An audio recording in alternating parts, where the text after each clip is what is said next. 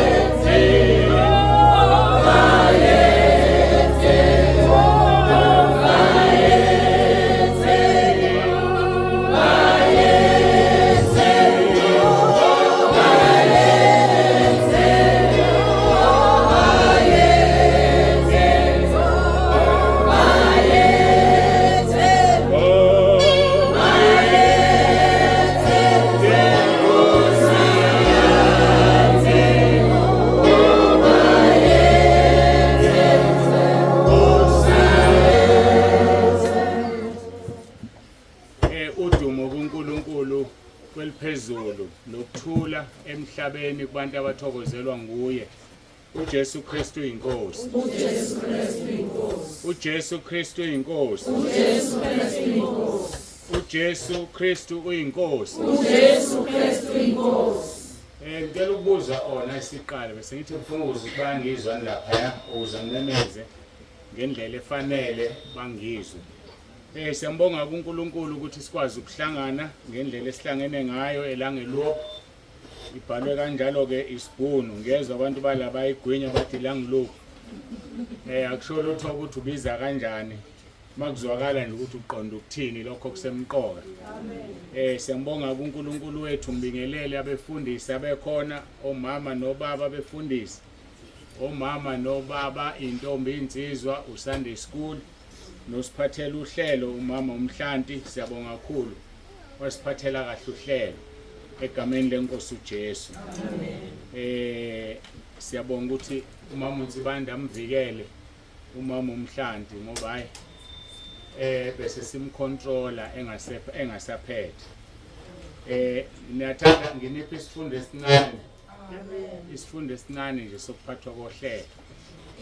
Nilalelisiseke uzonisiza lo isikhathi sona siseko. Uma kusaculwa nje kudunyiswa noma ubani uqala icula akalithandayo. Siyahambisana. Amen. Kodwa mase kuma umuntu la awukwazi ukuqala icula. Ngoba wazi ukuthi isikhathi singakanani esikhona. So kufanele kube uMC oqala iculo alinqamule ngokubona kwakhe ngoba yena uyasazi isikhathi asinikezile. Siyakubona lokho.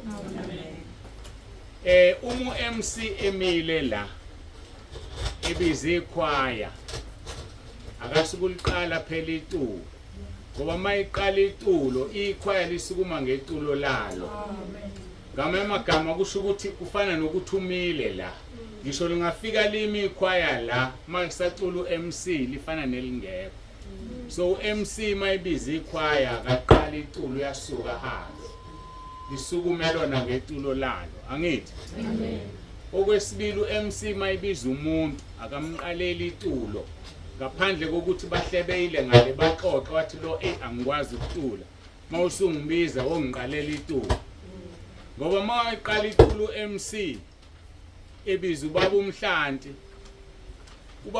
uyofika amela asonga izandla ezithulele koze kuqedwe ukuthula uMC mayingathulile uMC kufanele uthumile la niyibona lona so uMC owakhe umsebenzi ukusukuma ngetulo aqhubha itulo abiza uhlelo mayisebiza umuntu akasaliqala itulo siyahambisana nani manihlezi la kunomuntu la niliqala itulo ngoba kusho ukuthi usukumile wamala kuzoba buhlungu uma lo uqala itulo wena vela asuka kunika imic ahlale phansi uzothi uyadikila kanti wenza lento oyenzayo wena usuvele wasukuma phambi kwakhe wami niyakubona lokho kodwa makusaculwa nje kuhleleka izinto uqala itulo ngokuthanda wenze yonke into oyifunayo ayike siyabonga isifundo nje lese silula esingakhokhelwe imali angithi kuthi ke siyambonga kuNkulunkulu sengishilo lokho ukuze sibe la ke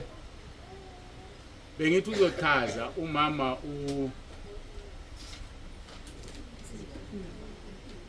abaleke sibaya isibongo ngibona ukuthi uMaZulu umama umphila ufuna ukusho njalo sizozithi uMaZulu uMaZulu kumina uyena olula kunokuthi umama umphila LG angithi singathi uyathuka ukuthi ngibiza ngoLG uLG bengithi uzochaza manje kubi mase kuchaza mina kuyeka yena mama umphila khona ukushilo ngakuchazanga ukuthi indaba sila angazi uma kufanele ngisho noma uzosho wena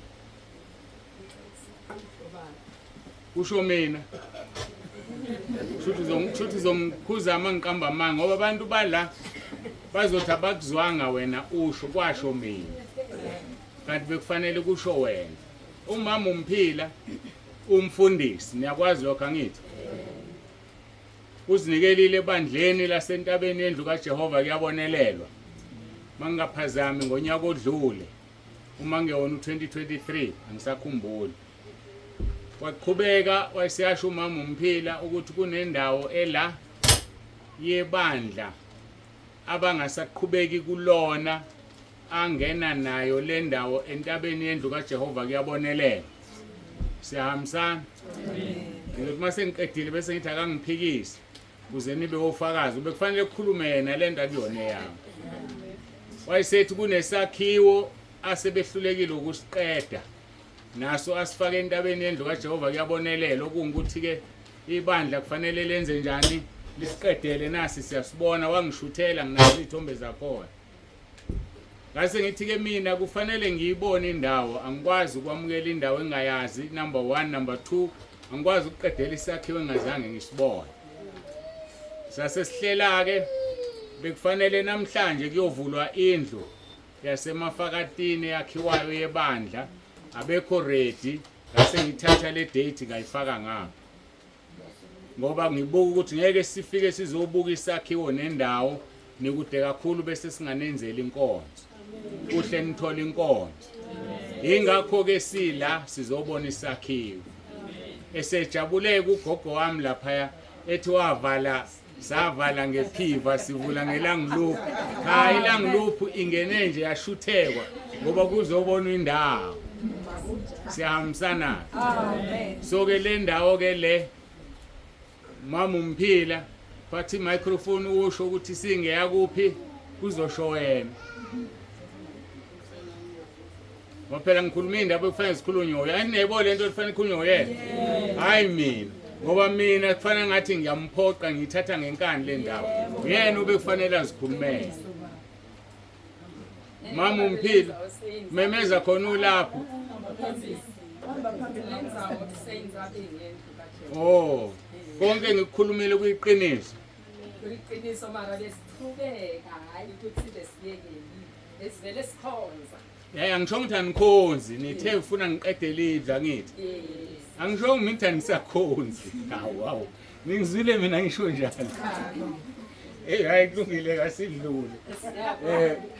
Ilokho ke bengifuna ukukusho ukuthi uthi ke ngokusemthethweni sizovula ibranch yakuphi? Samukele nendawo. Kusho ukuthi uzosikhombisa kumama umphela ukuthi isuka phi dinner. Ngazi umyonke lesibonayo noma kwenzakalani kodwa ke asikiyekeke lokho manje singene enkonzweni usazobuya kusho ke konke. Yileyo nto obekufanele ngabe uqale ngayo ngesikhathi enze njani esamukela. Akangakwenza-ke sekufanele kwenziwe yimina sengikwenzileke nimzwile ukuthi uyavuma ngithi. Siyabonga kakhulu-ke sizokhulisana sonke entabeni yendlu kaJehova kuyabonelela. Ibandla lelo elaqala ngo-2011 uNkulunkulu engibize ngo-2010 futhi lineminyaka ewu-14 oka-15 lo u-2025. Ikhaya lezwi engibona abasekhaya lezwi bephamisa izandla. Abasekhaya lezwi awu batishe hayi baningi bona batishe babe u-half kodwa ngiyazi ukuthi into idala babe baningi nothonga ngathi liyaphakamisa ngapha. So kusho ukuthi ngamagama abaningi abangalazi ikhaya lezwi. Ikhaya lezwi igroup ka WhatsApp. Intaba yendlu kaJehova kuyabonelelwa igama lebandla. Siyahambisana. Igroup iqale ngo-2020 kuvalwa izwe. Wathu Jesu angiqale le group ngayiqala ngomhla ka-26 March 2020. Kusho ukuthi ngomhla ka-26 March kulonyaka sizobe siqeda iminyaka ewu-5. Niyezwa kodwa? Amen. Siqaleke ngabantu abawu-30. Igroup iqale ngabantu abawu-30 ningeza nihlale ngapha. Hlalani ngapha. Indawo ikhona. Siqale ngabantu abawu-30 namhlanje abantu bangaphezulu kuka-9,100. Usele nje u-900 sihlanganisa u-10,000. Siyafisa ukuhlanganisa u-10,000 by 26 March. Kodwa sekungakubeka ukuthi noma ungahlangana sekulate ukuhlelela leyo nkonzo asiwuhlanganiseni u-10,000 kodwa sizobona ukuthi phakathi nonyaka sizoyifaka phi le nkonzo yokugubha iminyaka eyisihlanu ikhaya lezwi likhona.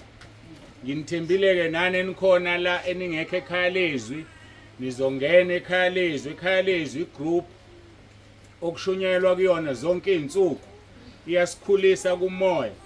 Ngizwile kabanye befakaza ukuthi kunegama esilibizayo elithi uJesu Kristu inkosi. Ilona gama elenza abantu baphila abagulayo zixazululeke inkinga bayavuka nabafile. Kunabantu abaya komakhelwane hamba ubiza umakhelwane athi sengishonelwe umuntu la sengishonelwe ingane ekhala afike lo aphatha umkhuleko uRoma 10:9 bawulalelisa ingane ivuke isifile. uNkulunkulu usibusisile kakhulu kule group okuthiwa ikhaya lezwi. Ikhaya lezwi ke lihlanganisa amabandla ahlukene. Mawusekhaya lezwi awuphumile ebandleni lakho. Ekhaya lezwi kunabefundisi abangapheka 600 bamabandla ahlukene namabandla ahlukene agcwele zikhona zonke izikhundla. So ke mawusekhaya lezwi usendaweni ongaphumile ebandleni lakho. Mina ke ngikhuthaza ukuthi abantu bahlale emabandleni abo nezimfundiso zasekhaya lezwi. Kodwa kuyenzeka ke umuntu afisa ukuba sentabeni uyakwazi ukuthi abe sentabeni yendlu kaJehova kuyabonelelwa. Kodwa nje uqala ungene lapha ekhaya lezwi egroupini bese uthola izifundo ozithola zonke izinsuku. Unenkonzo oyitholayo ngoLesine uthola inkonzo yokamama uNtsibande eyakomama abanye nabesilisa ke bayajabula bathi ziyabasiza lezo nkonzo. Ikhaya lezwi ke yilelo ke uma ufuna ukungena ekhaya lezwi sicela nje izinto eziwu4 kuphela ziziningi. Inamba yakho ka WhatsApp, igama lakho, isibongo sakho nendawo ohlala kuyona. Sesifiseka ukuthi kube nedolobha eduze ngoba siphika ngendawo esihlala kuzona ngeke sizaziwe njengokuthini nje kwamhlushwa ngaqala ukwazi ukuthi khona kwamhlushwa mhla siya kwagogo ePhiva ngangayazi indawo yakwamhlushwa so inkulu impela yona iyaziwa kodwa mina nasempumalanga mhlawumbe uzothola ukuthi umuntu waseStanderton kusempumalanga akazi ukuthi khona ukuthi kwamhlushwa so kuhleke kube nedolobha ukuthi uma ubhala ukuthi uhlala kwamhlushwa usizothi kwamhlushwa eMalelane ngathi iMalelane idolobha leni nalana umuntu uhlale la ngilopho idolobha eMalelane siyadizelela kakhulu ukuthi idolobha libe khona ngona uma uhlale edolobheni kunoma uhlale endaweni engaziwa ngoba sifuna ukuthi sazi ukuthi endaweni ethile kunabantu abangaki uNkulunkulu esivumela sivula ibranch kuleyo ndawo njengase Bronkolo nje niyazi eBronkolo Bronkospruit baningi abantu lapha uNkulunkulu uma evuma nakhona kufuneka kuvuleka ibranch so ke kuya yileyo nto ke dala ukuthi sifuna ukwazi indawo sazi nedolobha khona indawo ke ngapha ngakithi ecommon esendaweni eziningi ukuthiwa isenketheni khona inkethe iseMaritzburg khona iseRichards Bay umuntu uma uzothi uhlale ezinketheni niyazazi nezinketheni anizazi so kodwa mase ezothi umuntu eRichards Bay noma eMaritzburg sekezwakala ngakho ke sicela ke igama isibongo indawo nedolobha neWhatsApp number ninikezeke umama umphila noma ke nabamlekelelayo uyabazi ke yena ngiyababona ubaba umhlanti nabanye nomphathi ohlelo umama umhlanti la phambili ukuze singene ekhaya lezwi kodwa uphumile ebandleni lakho ngesonto uya ebandleni lakho ngoba uphumile kodwa asebe abakhonza nomama umphila ayike kusho ukuthi ungena nabo entabeni indlu kaJehova kuyabonelela siyanamukela ke ngezandla ezimhlophe siyajabula njengoba nizozwa ke notho ngathi lintulela ibranch esinayo ngale emabranchini awu 22 aseyakhula ke asezoba mangaki 23 sembonga kuNkulunkulu ngani uNkulunkulu anibusise yadlula ke kukho konke osekukhulunyiwe sengiya ke ezwini lenkosi lethu la namhlanje esizobhekana nalo ngathi ngiyomiwa kakhulu ke namhlanje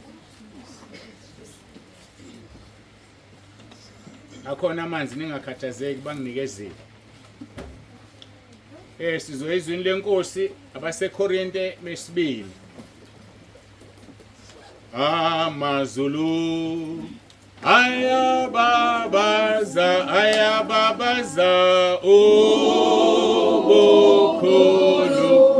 obokhulu bukaJehova amazulu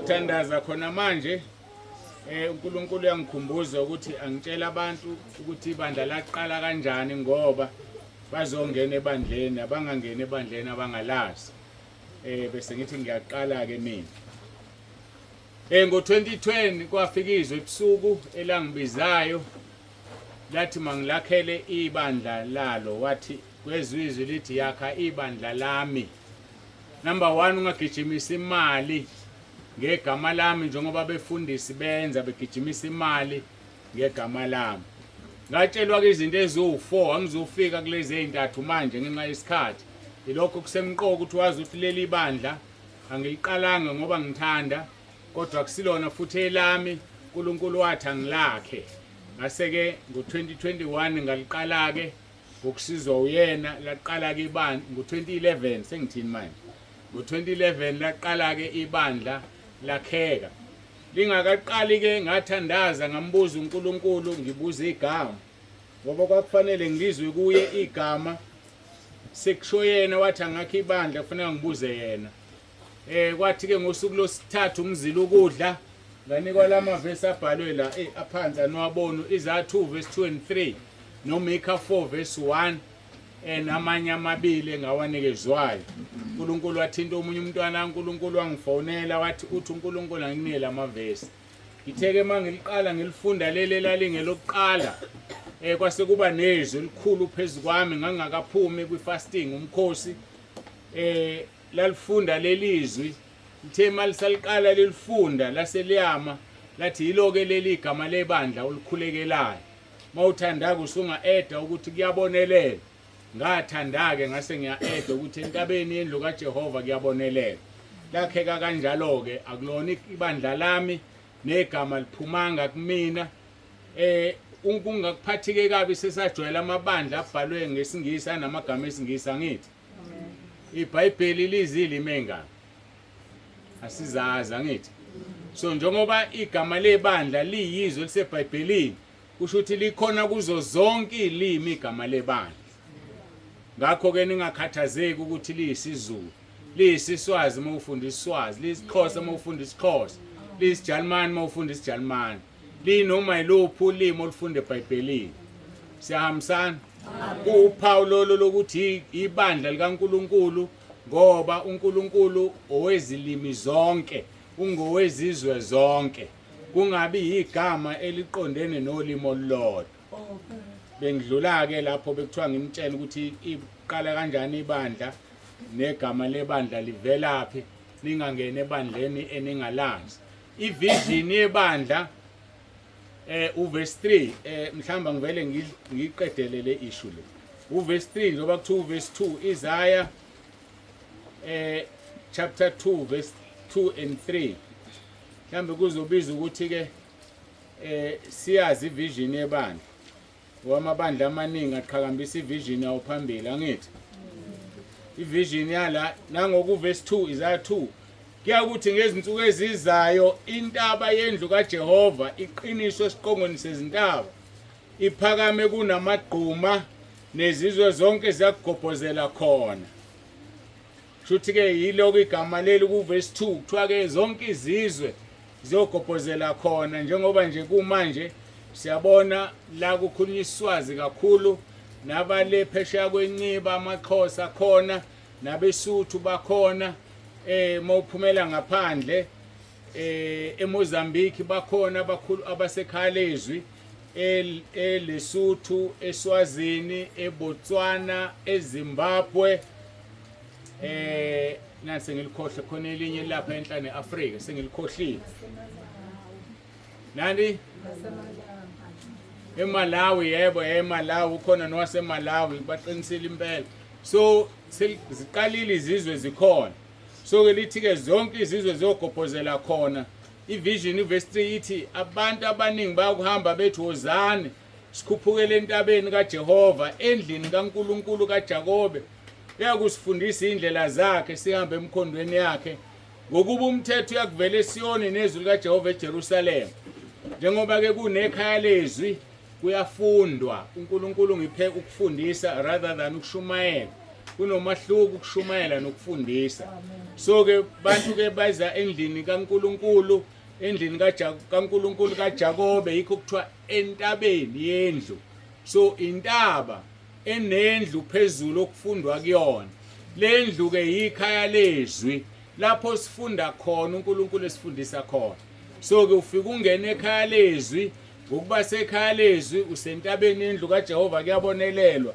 lapho ke sifunda ukuhamba emkhondweni yakhe ngokuba umthetho uzovela eSiyoni ke intaba iSiyoni nezwi likaJehova eJerusalema uma usugxila kulithaza leli gama lasentabeni indlu kaJehova yiJerusalema intaba yaseSiyoni lapho kwashaywa khona imithetho eyishumi lapho uMose wakhuphukela khona wahlangana noNkulunkulu ngicabanga ukuthi kwanele ke lokho okunye okungale kwalokho ufuna ukwazi ayike usiyongithinta ngiyathinteka bese sikucaciselana ngicela ukuthandaza bese siyaqala ke inkonzo yethu egameni likaJesu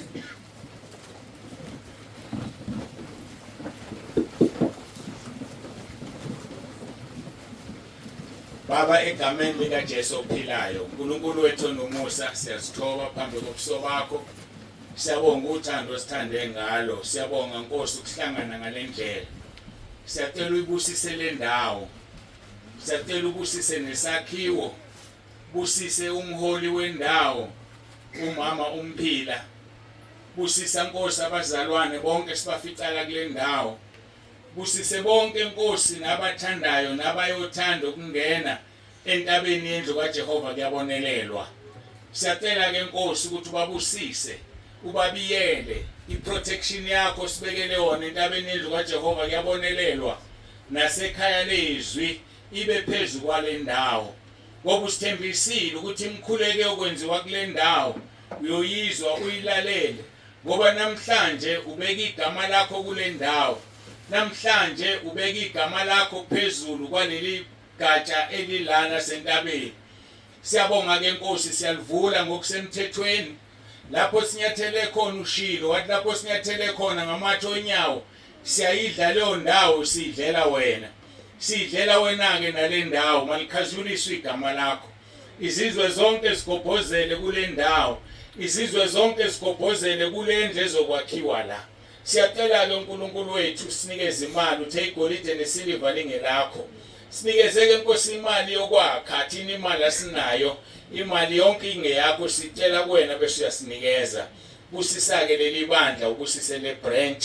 Busise bonke abantwana bakhe abafikile ukuzolalela izwi lakho, badela konke emakhaya ukungcona bebengakwenza kodwa bakhetha ukuba khona la. Busisa bonke abazalwana abasekelile umama umphila, busise nobaba umphila, busise wonke umndeni. Sinikela kuwena Nkosi, uJesu Kristu inkosi. Amen.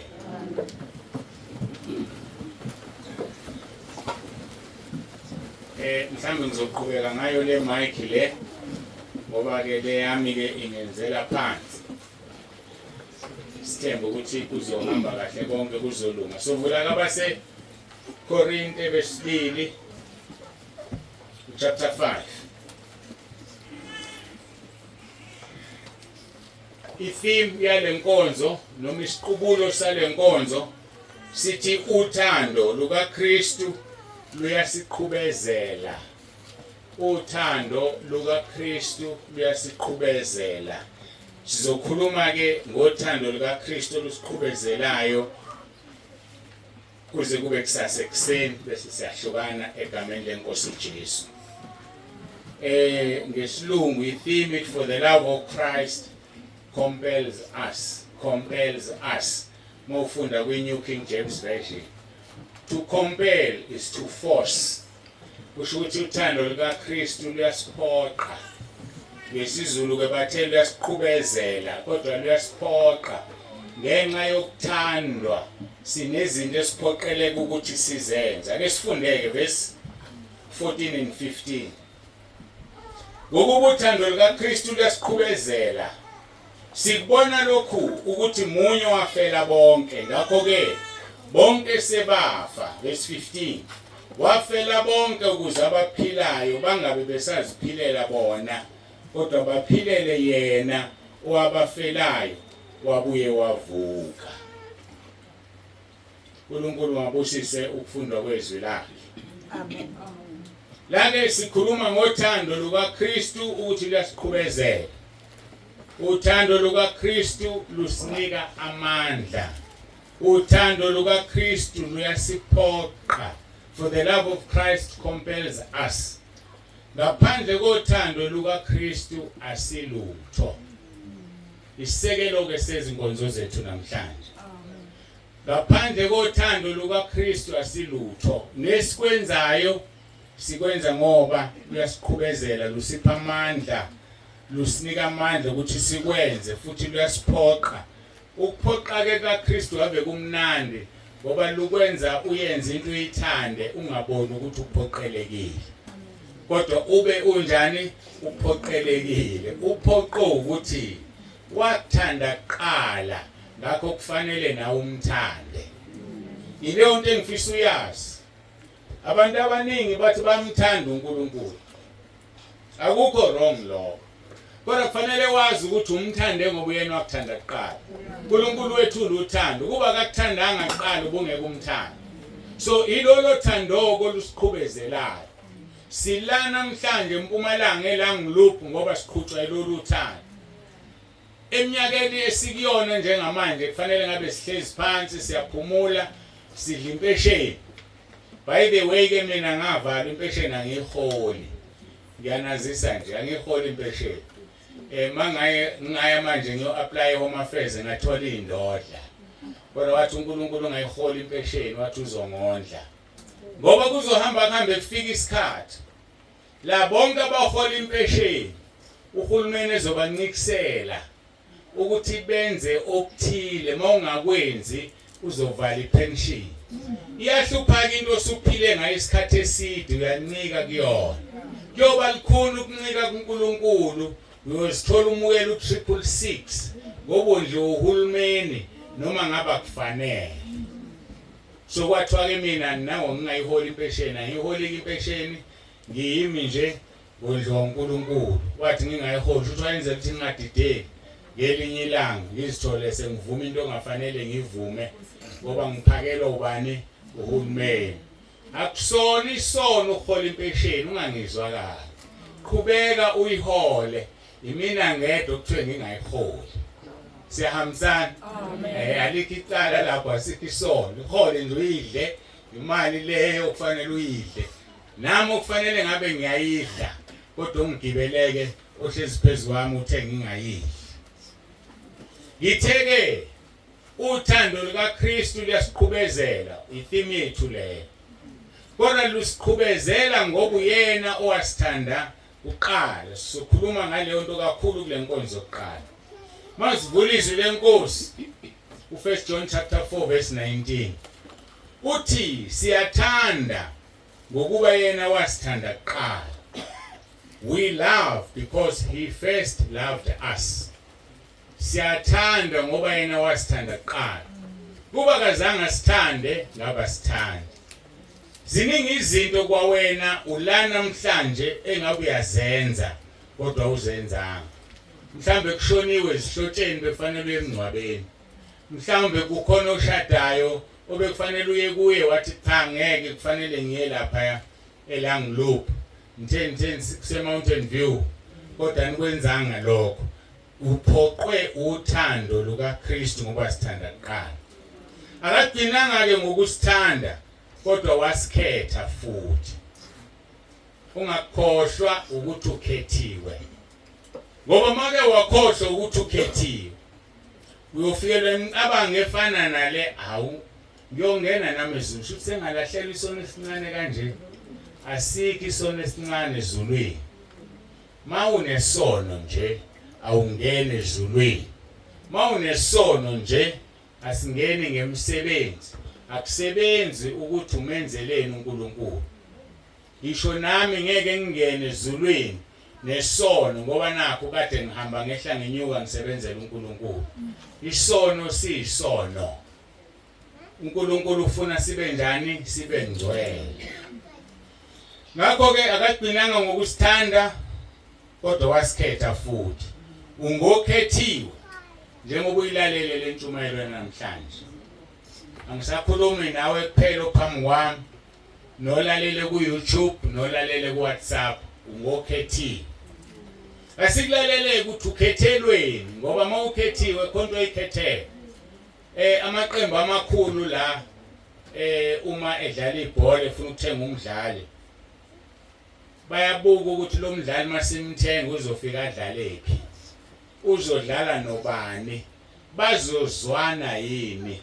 Akuvele kuthenga umuntu ngoba nakho uyistar uyakwazi ukudlala azofaka eqenjini ngoba uzofike abe yini la ahluleke ngoba ufakwe endaweni ongeyone yakhe udlala nabantu abangadlali isitayela sakhe.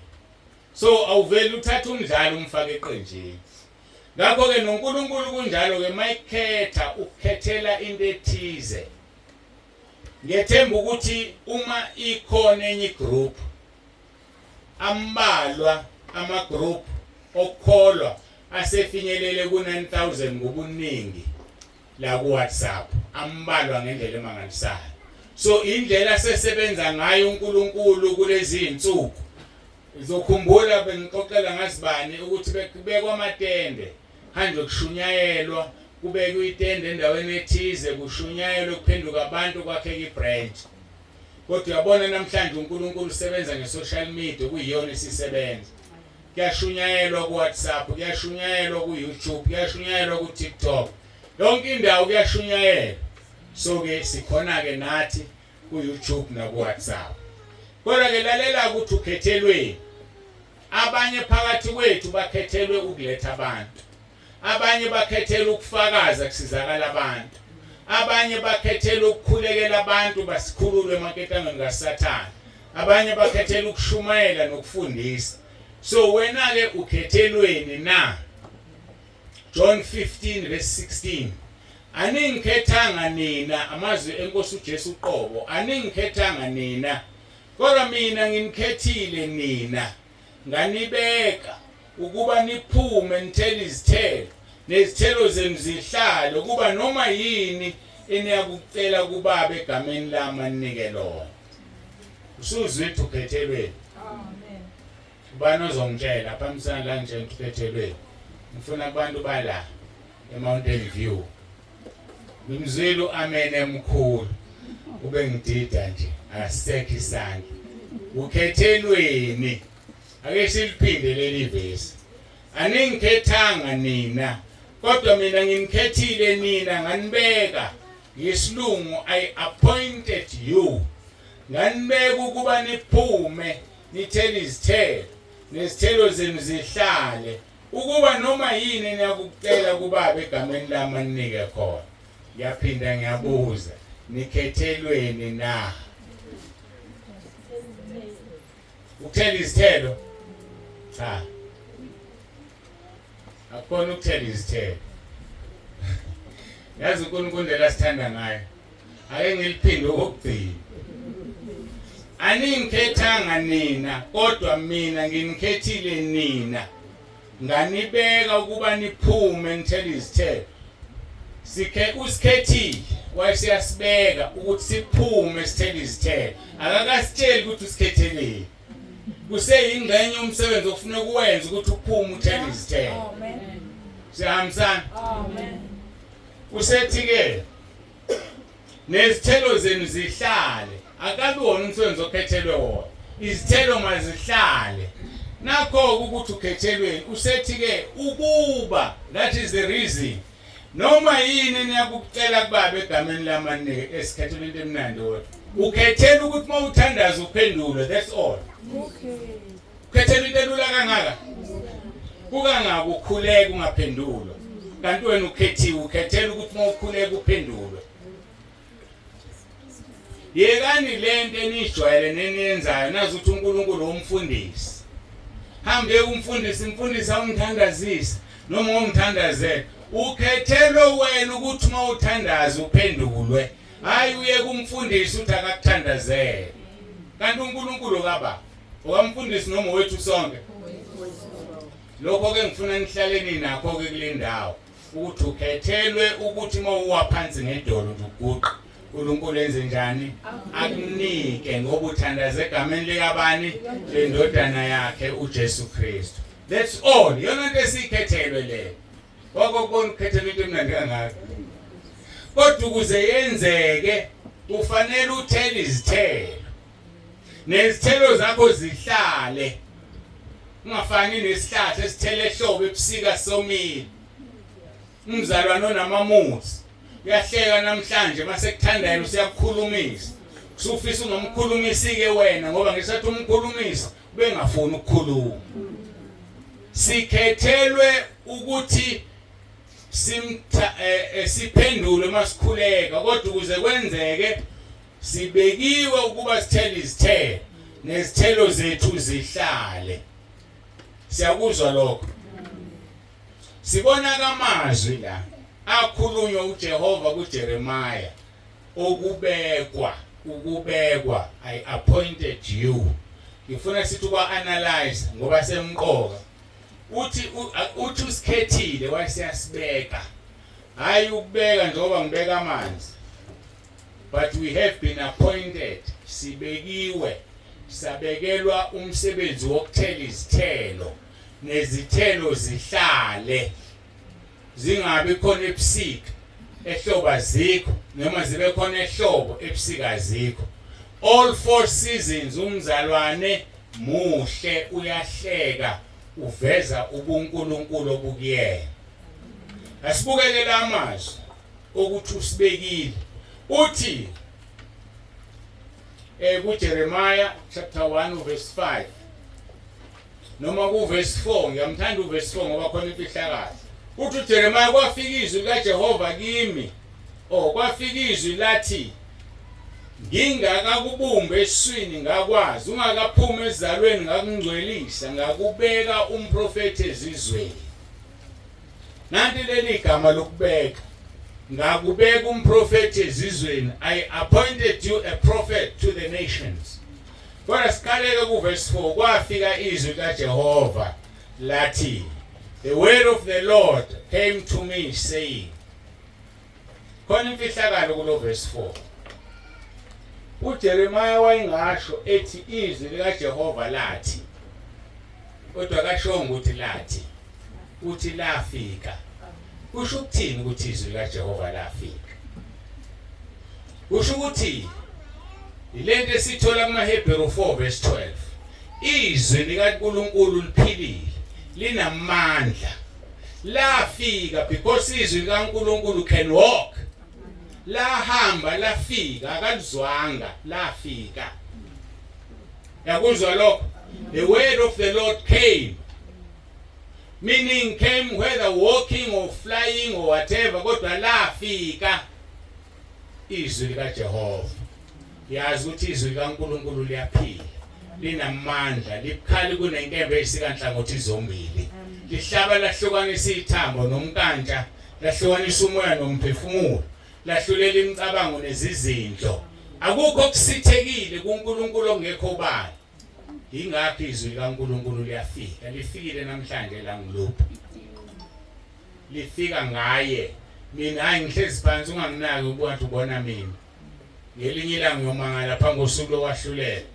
Athi uNkulunkulu ngakhuluma kuwe ngathi, uthi wawukuphi inkosi? Abeseveza lenkonzo uthi inkosi angikuboni nje mina. Ngabona leli khehla lakwaNsibande athi kwakungelona kwakuyimini.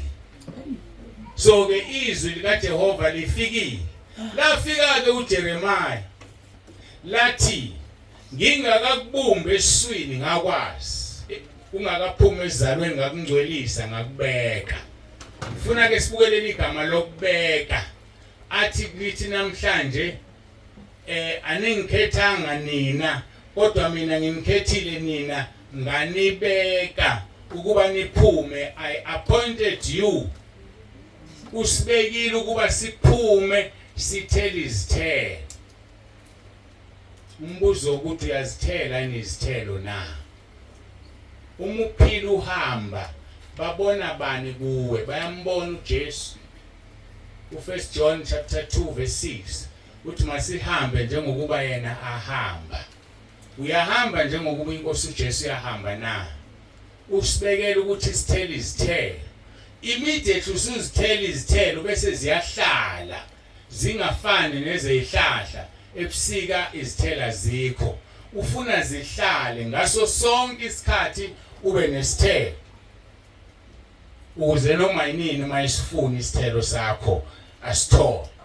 Uthi ke I appointed you ukuthi niphume nithele izithelo ukuze noma yini enitelayo uNkulunkulu anikeze.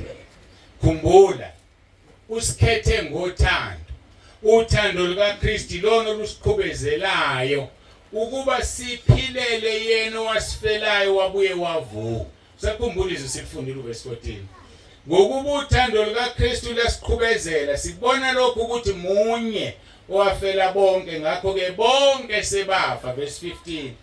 Wafela bonke ukuze abaphilayo bangabe saziphilela bona, kodwa baphilele yena wabafelayo wabuye wavuka. Uphilela banwe? Ubani omphilelayo? Uphilela yena wafa wabuye wavuka na? Ilolo thando lwakhe olusiqhubezelayo. Uthando lukaKristu luyasiqhubezela. It compels us ukuba siphilele yena wasifelayo wabuye wavuka. Ke sibuka abase-Efesu chapter 1 verse 3-6. Makabonge uNkulunkulu Baba wenkosi yethu Jesu Kristu osibusisile ezulwini kuKristu ngesibusiso sonke sokomoya. Sibusiswe ngesibusiso sonke sokomoya. Into ejulileke leyo.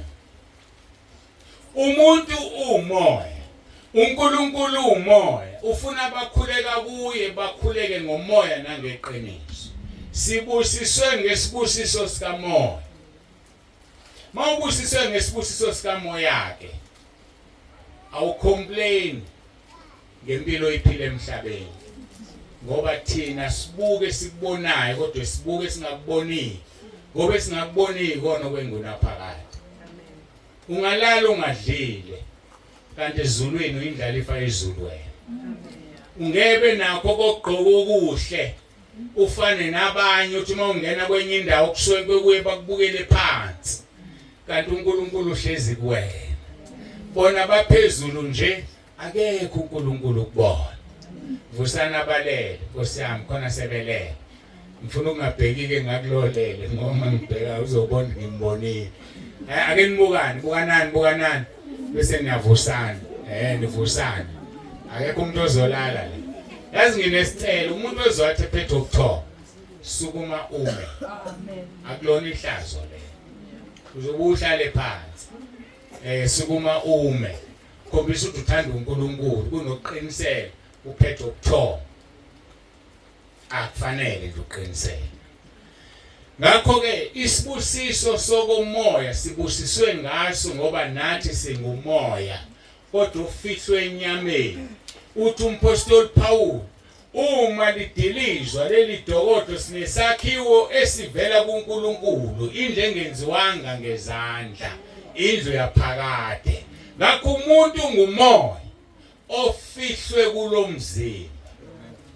Lo mzimba uzodilika ngelinye ilanga. Umbuzo uthi mawudilika lo mzimba unaso isakhiwo esingenziwanga ngezandla sasezulwini na noma uzohamba uyosha esihogweni. Isihoga senzelwa ngabantu. Uthi uJesu senzela uSathane nezingilosi zakhe. Funde lapha kuMathewu 25. Isihogo senzela uSathane nezingilosi zakhe. Inkinga kaSathane akafuni ukuya yedwa. uSathane uzonda uNkulunkulu kodwa ayikho into angayenza kuye ukhetha ukuhlukumeza abantu abangumfanekiso kaNkulunkulu. So ke nina seniyamlahlaka uNkulunkulu nifuna lesihogweni uzosha. Yabona nje abaphile ngesikhathi samakhosi amadala oshaka mabe ngakholwa silokhu baqala bayasha. Ayikaqali ingunaphakade. Ingunaphakade yoqala emva kosuku lokwahlulelwa. Bayasha. Abafe kahle basezulwini bayajabula. Ayikaqali ingunaphakade kodwa already bayajabula. Khetha-ke yini oyithandayo wena? Injabulo esikhashana noma ukuyobusa ezulwini? Masisesemhlabeni bazalwane sisosizini. Uthi uJesu soba sosizini emhlabeni kodwa izulu linqobile. So ayikho into ofanele isikhathaze ngezwe kodwa uthando lukaKristu lesiqhubezela. Makabonge kuNkulunkulu Baba wenkosi yethu Jesu Kristu osiphe osibusisile ezulwini kuKristu ngesibusiso sonke sokomoya. Verse 4 kaEfesu 6. Njengalokho asikhethela kuye ngothando ngaphambi kokusekelwa kwezwe kuba sibe ngcwele singabe nakusolwa phambi kwakhe. Sakhethwa nini? Ngaphambi kokusekelwa kwezwe. Kusho ukuthini lo? Izwe lingakabibikho. Izwe lingakabibikho. Uthi kuJeremiah 1 verse 5 ngakwazi. Sonke njengoba sila usaze izwe lingekho. Sisesezweni likamoya, singomoya wasazi. Mangizokutshela iqiniso mina, sonke njengoba sila besihlezi naye uNkulunkulu ezulwini, siphume ezulwini. Inkinga yethu yodwa ukuthi sikhohliwe ukuthi sasesezulwini. Uyedwa umuntu wafika emhlabeni wakhumbula uJesu kuphela. Kodwa sonke sikhethwe umhlaba ungakasekeli. Bathi angiye kwenye indawo ke manje. Ngoba ngiyanibona ngizwe. Niyangizwa kodwa? Hayi angizwa nini. Angizwa nina sambe selapha kwisambulo. Kona nizoza ngokuthi kanti uJesu wafanini. Niyamazi uJesu wafanini? Wafanini? Before umhlaba ube khona. Yazi ke wena uyamazi ke wena uJesu wafanini. Umazi kahle. Vula isambulo 13 verse 8. Isambulo 13 verse 8. Khona umunye verse 8 engifunayo. Engamtholi. Uthi bayakhuleka kuso bonke abakhileyo emhlabeni. Wonke ogama lakhe lingalotshwanga encwadini yokuphila yewundle elihlatshiweyo selokhu kwasekela umhlaba. Lahlatshana iwundle umhlaba ongakasekelwa sabhala encwadini yokuphila. uJesu akasifelanga emhlabeni kuphela, wasifela kwelika moya. Sase siyabhala encwadini yokuphila umhlaba ungekho. Niyangizwa kodwa? Amen. Uma ethi ngingakakumbi ngakwazi, akekho uNkulunkulu noma akakwazi ukwazi umoya emoyeni. Usaze singabantu siphila. Kwase kuhamba kufika isikhathi sokuthi usiyakuletha wena emhlabeni. Wakubeka njengoba ethi Jeremiah ngakubeka umprofeti ezizweni ungakaphumi esizalweni. Siphume nezinto zethu esizalweni zomama bethu. Seza nazo la emhlabeni. Sakhohlwa ukuthi besikade sisezulwini. Ingakho ke engakasazi engakasikhiphe esizalweni engakasibumbu wasazi singakaphuma esizalweni sabekwa waba yilento eyiyona nami ngabekwa ngaba yilento engiyiyona. Akathandanga ngiphile ngesikhathi so bhengo babubhengo ababeshumayela no babungidi no babuduma nabanye ngani na ngoba izinto zakhe zihlelekile. Umunaka kahle lelivangeli kuseyilone lo babubhengu ukuthi selishebe lishintshile abaphila khona njengamanje. Kuseyilone lo Paul ukuthi selishintshile. Sisahamba kulo mkhono. Sasingeke sivele kanye no Paul ngoba bekufanele umhlaba mawuqhubeka ube no Paul besikhathi. Niyayizwa into engisho? Njengamanje ningabazalwane besikhathi bahambile abalesa sikhathi sobabubhengu nabanye neso Paul basezulwini. Nina ningabazalwane besikhathi ngakho ke yazini ukuthi nikhethiwe. Kwenze qiniseke ukubizwa nokukhethwa kwabo. Ngeshwa sisesikhathini sokugcina. Asazi noma bakhona abanye abasazoba khona emva wethu noma singabokugcina. Kodwa mase singabokugcina asiliphili ivangeli. Sihambe ngobungcwele kulesi sethu isikhathi esisinikeziwe. Niyangizwa kodwa? Amen. Siphethe lona impela elila iBhayibhelini lobungcwele. Asiphethe lini. Ingakho enzima ngalisho zakhe. Ingakho ekhuluma wakwakuzwaphi. Noma ngaqali ngisho njalo. Uthi lapha umoya ongcwele mayisefikile niyokwenza konke ngikwenzile nokungaphezulu kwakho. Niyakuzwa lo? Amen. Wakwakuzwaphi ukuthi uNkulunkulu akhethe umuntu oyedwa athandaza uRoma 10 verse 9 abesethambisana lelizwi noma ikuphi la liyokhuleka khona uyokwenzeka umsebenzi. Kuyenzeka lokho. Ngisho nangasi isikhathi soPaul akuzange kwenzeke bagcina ngokubeka izandla basusa indwangu bathatha indwangu kubo bayibeke kubantu basinde. Kodwa namhlanje usebenza ngelinye izinga uNkulunkulu. Uvela ubiza uJesu Kristu inkosi bese uyaphila kade ugula. Amen. Sidlulile isikhathi sokukhulekelana.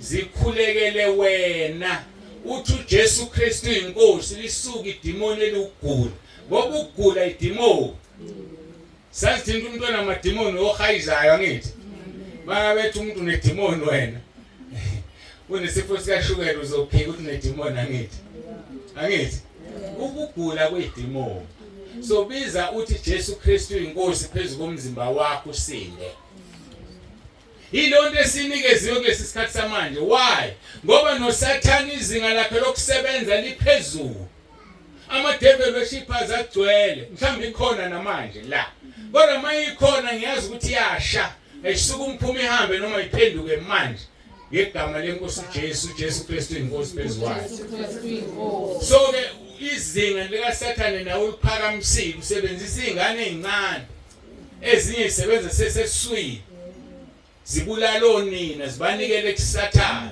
athi uyateta umuntu ingane afe isindi ingane kanti isingane ngathi isebenzela uSathane nalapho wena unikeza ingane igunya lokumsebenzela ngoba kade udla imithi wayimisela wahamba enyangeni ungatholi ingane wanikwa imithi wasiyahlala isisu idimoni lelihlezi kuwena sizele ingane namhlanje ziyasibulala zinenkani ziphethe imizi idla ama-drugs ilento wena wayenza ingane sayikhulele okuphuza utshwala ngithi yaphuza ingane iseswini so noNkulunkulu kuliphakamisile izinga lakhe lokusebenza manje uma uvula ku WhatsApp abantu ngidine bephi bawungangithi 16,000 asebekhuleke umkhuleko waseRoma 10 verse 9 okungenani half of that basindisiwe kodwa ngazi ngisho yedwa ngoba kumina osindisayo usebenzisa ivoice yami ukuthi basindiswe umqhele wami ezulwini indlela asebenza ngayo lesikhathi samanje uNkulunkulu ihlukile kodwa wena ibangcwele njengoba yenengcwele uzokusebenzisa ngeke akusebenzise ungekho ngcwele vuma izono zakho uhlukane nazo uyeke ukulala namadimoni ebusuku uyeke ukuphupha amaphupho angcolile ebusuku kodwa ube nembono uvakashele uNkulunkulu akukhombisa izinto ngoba unjani wena ungcwele ilonto ke sibekela ukuthi isithelo izithelo nezithelo zethu zenze njani zihlale hayi zibuye zisuke mase zihlezi izithelo yini ezokwenzeka noma yini ozoyicela uNkulunkulu uzokunika njengalokho asikhethela kuye ngothando ngaphambi kokusekelwa kwezwe kuba sibe ngcwele singabe nakusolwa phambi kwakhe verse 5 wasimisela ngaphambili kuba sibe ngabantwana kuye ngoJesu njengalokhu kwaba kuhle kuye ngentando yakhe ukuze kutuswe inkazimulo ituswa kanjani inkazimulo kaNkulunkulu mawufunda uFilip 2 verse 11 zonke izilimi zivume zithi uJesu Kristu inkosi kube inkazimulo kuNkulunkulu so immediately sithi uJesu Kristu inkosi useyatuswa uNkulunkulu ubaba ezulwini ngakho ke wasimisela ngaphambili ukuba sibe ngabantwana kuye uNkulunkulu ngoJesu ngoba kekho ozoya kuNkulunkulu ngaphandle kwenkosi uJesu sitheke usikhethe ngothando uverse 16 kaJohn 15 oshoyo uthi aningikhethanga nina kodwa mina ngimkhethile nina nganibeka ukuba niphume nithele izithelo nezithelo zenu zihlale ukhethelwe ukuba ube nezithelo throughout all 4 seasons ebusika nehlobo kwenzekani uma inkosi uJesu Kristu ifika ingazifumani izithelo Funa sidluleke lapho kwenzekani ngoba phela sikhethela ukwenzani ukuthi sibesithele izithelo bese siyakhuleka siyaphenduka ngobheka uLuka 13 qala ku verse 6 wayesebalandisa lo mfanekiso ukuthi umuntu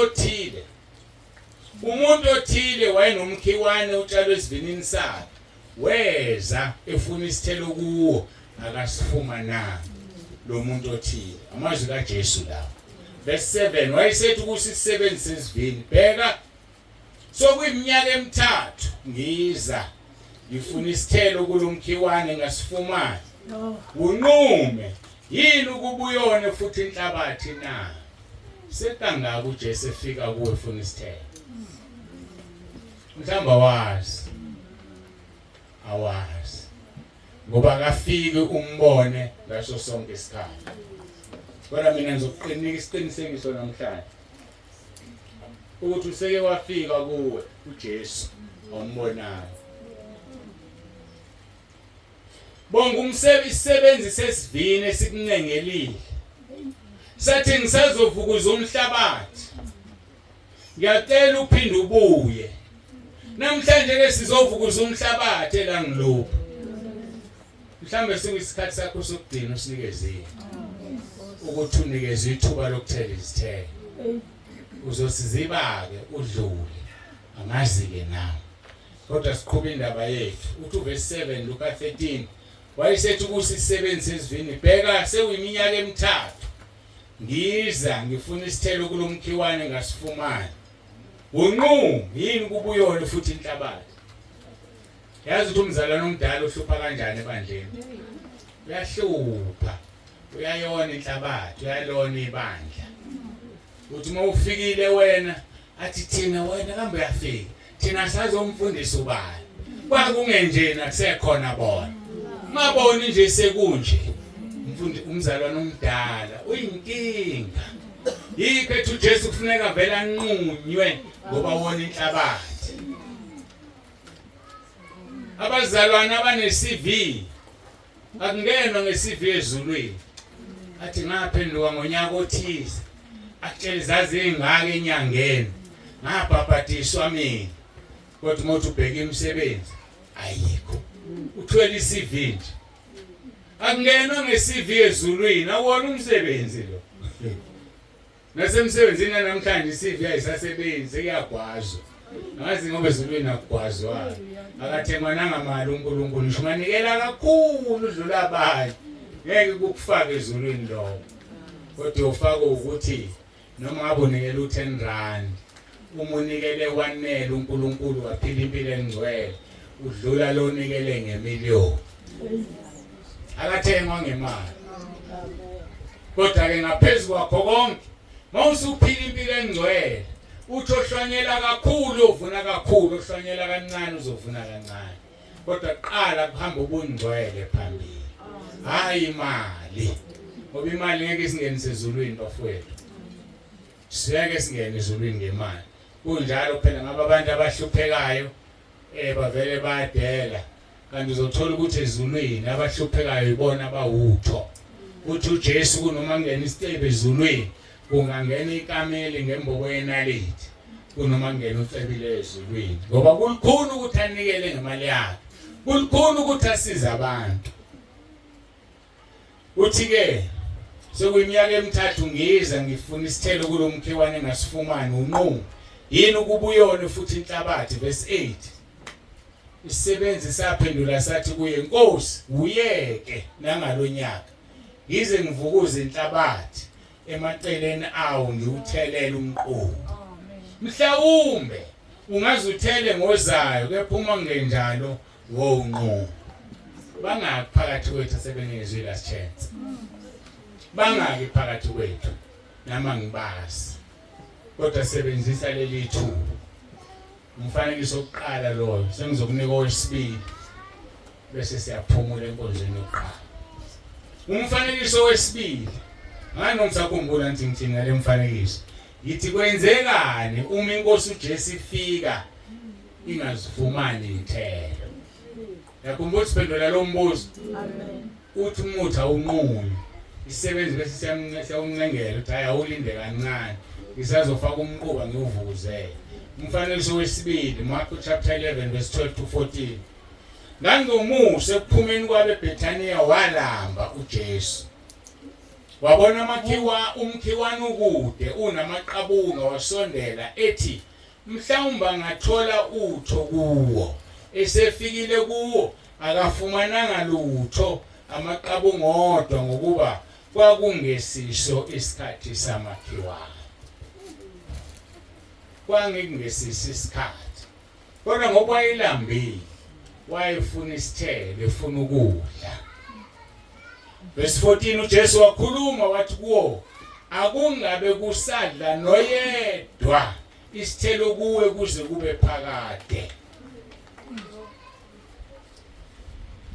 ngifuna ubambelele wafuna isithelo kungeyiso isikhathi sezithelo uthi thina usikhethile wasibeka ukuba sithele izithelo nezithelo zethu zihlale umkhiwane wawuqalekisa kungesona isikhathi samakhiwane how much more mina nawe esibeke ethi sithele njalo uma engasitholi isithelo uyovinjwa yini ukuqalekisa uyovinjwa yini athi kuwe akungabe kusakha umuntu kuwe kusho ukuthini lo akungabikho umuntu oyophinda aphile kuwe kwezikamoya usisiqalekise emhlabeni la ufika khona abantu bayaxabana ebandleni ongena kulona liyahlakazeka emsebenzini osebenza kuwo kuyaxatshanwa uxoshwe ngoba unjani wafika uJesu efuna isithelo akasitholanga waseqalekisa ngakho ke zibuke ukuthi alona nithuba lokugcina le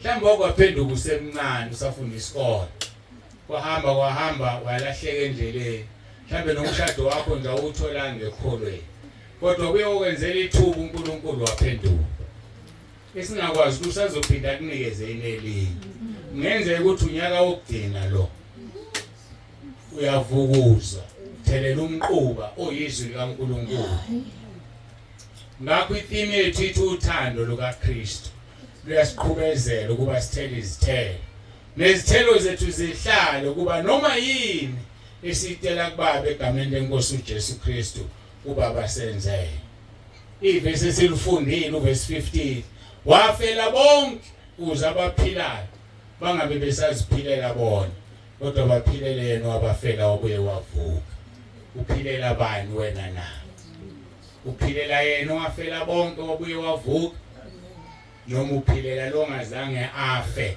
oyofakanye sengena esihogweni uSathane asikhuleke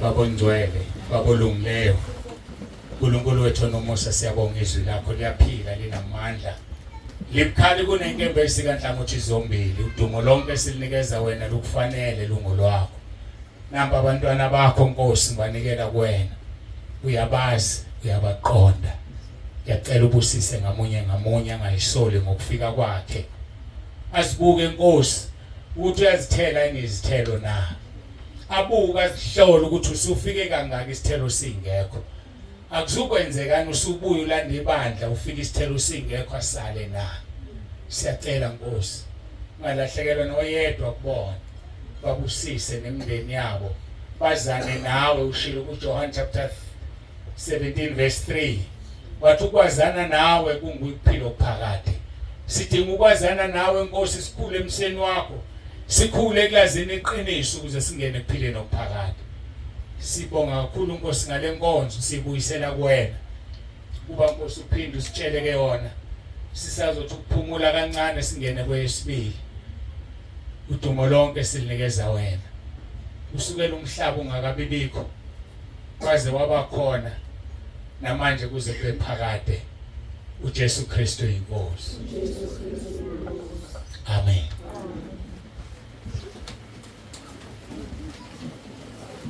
sesifikile ke emaphethelweni alenkonzo oqala sizongena ke kwesibili sizozwa ukuthi emva kwesikhathi singakanani ileyo ke la sonikezana nethuba lokuthandaza abaseRoma 10 verse 9 sisondele kuNkulunkulu ukuba uNkulunkulu angesikhumbule yini na uJesu Kristu inkosi mangibuyisele ke kumphathi wohlelo osiphathele kahle kakhulu uhlelo lwethu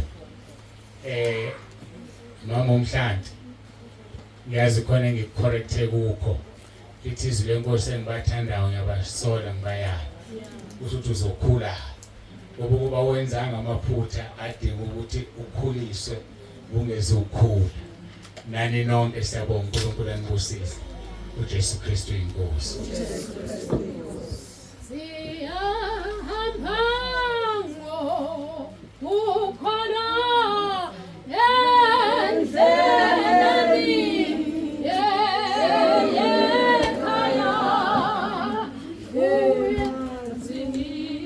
Emanzini wokuphumla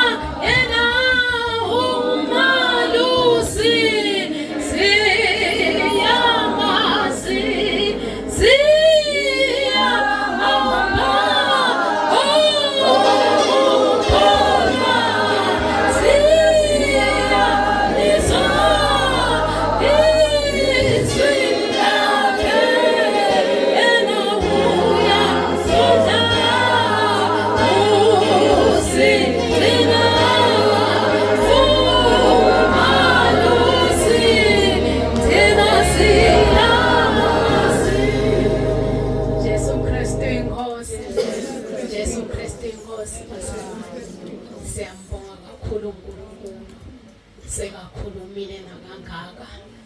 Ngiva ngiyathobeka kakhulu. Ngikhona ekhaya lezwi, hlala ngimlalela uNkulunkulu, ngihlala etafuleni. Khona nasentabeni yendlela kaJehova kuyabonelelwa. Sengiwasekhaya kodwa nje ngiva isifundo lesisha, ngiva kwangathi ngiyalalela mangilalela efonini but angilaleli kahle. Uma ngamboni baba khuluma egameni likaJesu, hlulekene kuma bazalwane. Nangibona inkehle yemlilo yehla ngahlulekane kuma ngoba uNkulunkulu bese kade ehlela. Kwangathi sengivimba lendzawo, uNkulunkulu sowujake ukukhuluma. Naloko nje bazalwane ethi siyambonga kakhulu uNkulunkulu, sidlile baba, uNkulunkulu akubusise. Asigcinele mina namaki, ningatsinwa kusondla. Sila sikhona kungenxa yena egameni likaJesu. Sichamuka etindzaweni letehlukene besititshela ukuthi lesinye isikhathi siyadla kodwa sifikela uNkulunkulu athi utibuka wena.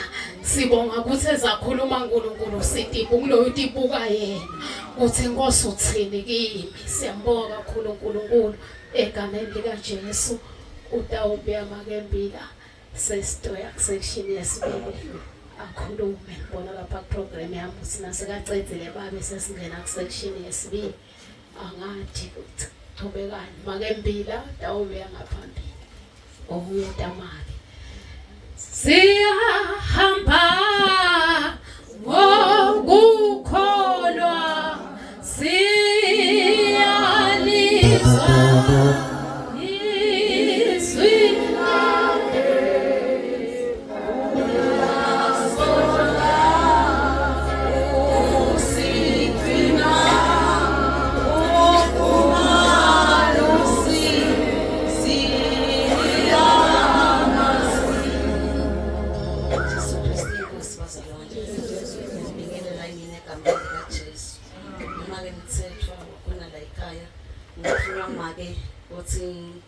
ngitothula tatiso ukuthi sinita ukuchubeka bazalwane nihlale khona la ngale basalo ngisalo kuya ethunjini li-hour ucela ukuthi kudekaba li-hour sesiyabuya ngozweni yesibili. Inkosi ngikusiza. Amen. Siyamba